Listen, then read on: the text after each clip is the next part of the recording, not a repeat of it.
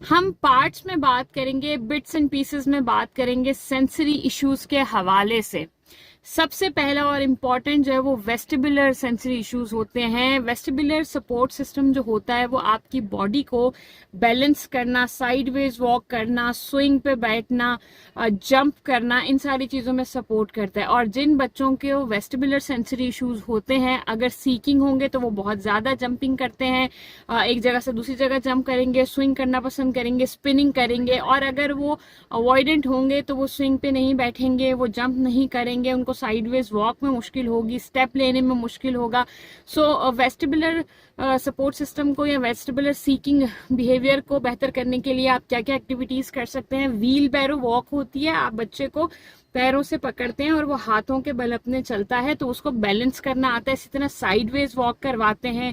Swing جو ہے اس کی بہت زیادہ ایک امپورٹنس ہوتی ہے, بہت زیادہ سوئنگ ہیلپ فل ہوتا ہے. اس کے علاوہ ویسٹیبولر ایکٹیویٹیز کے لیے آپ کیا کیا کر سکتے ہیں, کیا کر سکتے ہیں.